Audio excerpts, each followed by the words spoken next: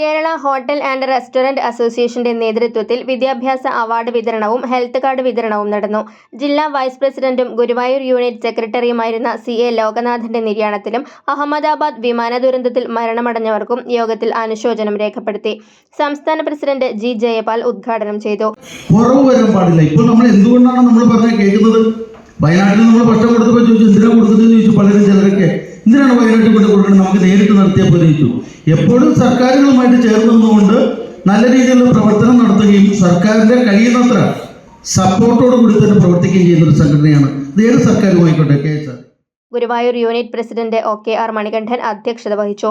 സംസ്ഥാന working president C. Bijupal, ഉപദേശക സമിതി അംഗം GK Prakash, Guruvayur unit secretary Raveendran Nambiar, NK Ramakrishnan, Premraj Choondalath, Rajan എന്നിവർ സംസാരിച്ചു. ഹോട്ടൽ ഉടമകളുടെയും ജീവനക്കാരുടെയും മക്കളിൽ SSLC, +2 പരീക്ഷകളിൽ ഉന്നത വിജയം നേടിയവരെ ആദരിച്ചു.